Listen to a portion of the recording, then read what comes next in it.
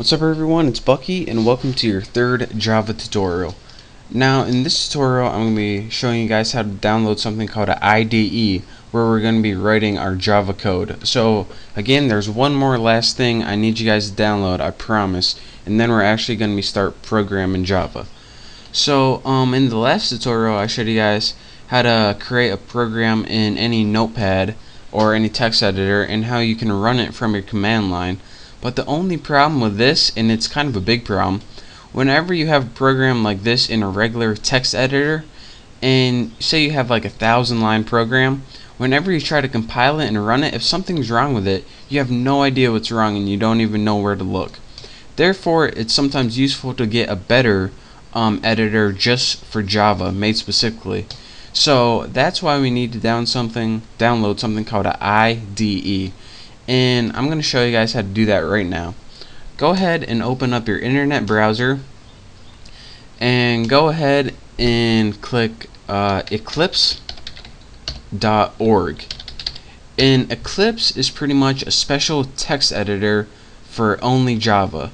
So once this loads, go ahead and on the main page you're going to see something called downloads. Go ahead and click downloads.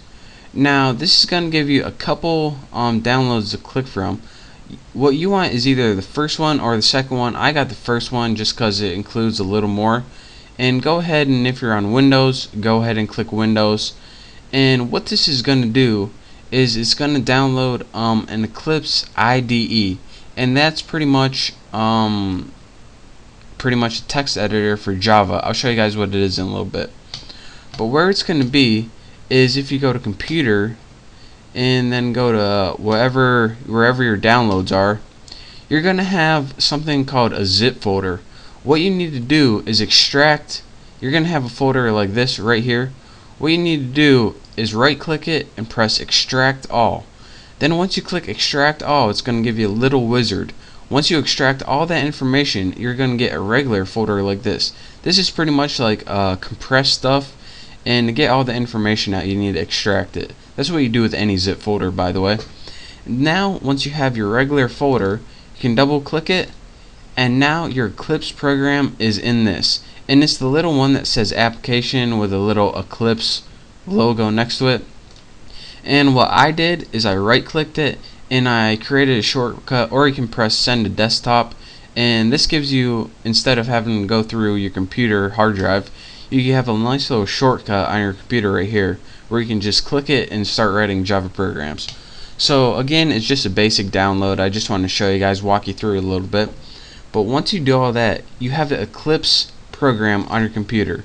So double click that and your Eclipse program starts running. Just select the default workspace, anyone is fine. And what this program does is allow you to edit code. So another cool thing about this, it has a compiler built right into it, so we can just run our code right from the same program. You don't have to mess around in the command line. So what we need to do first is go ahead and press File, New, Project, or Java Project, doesn't matter what one. Go ahead and press Java Project. Now you need a project name. I'm going to name mine Bucky, and go ahead and press Next, and then go ahead and press finish. You probably could press finish, but now you have a project named Bucky, and it just puts everything into a project. So you can, if you're working on like a different Java thing for a different company, but for here we're only going to be working with one project, so we only needed to do that once. Next, you have a project called Bucky on the left hand side of your screen, and go ahead and press this little arrow and it decollapses or expands this little pane. And you're going to see something called a JRE system library and a source. We want to work with the source file, so go ahead and right click this and press new class. Since we want to create, if you remember, everything is in class in Java. So go ahead and click this, and you got to name your class something. Go ahead and I'm going to name mine apples, and go ahead and press finish.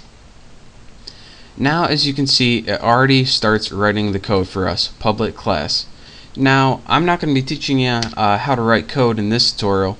I already have a class named apples from last tutorial. So I just wanted to get you guys set up in Eclipse in this tutorial.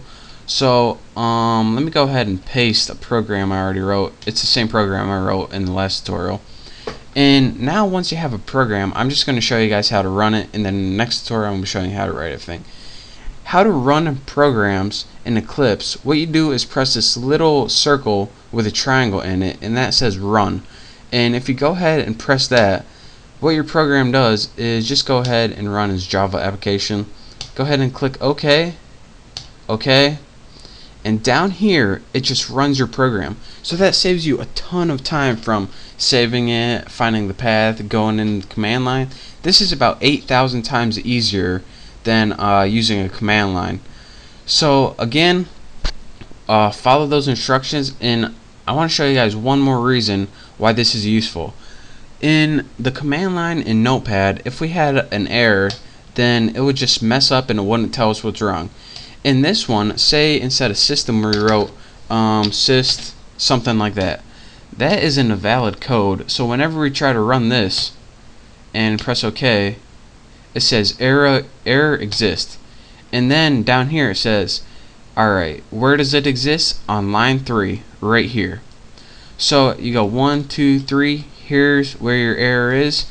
Bam, you know exactly where it is and what you need to fix. So again, Eclipse is a really powerful tool, and that's the last thing I wanted to teach you guys.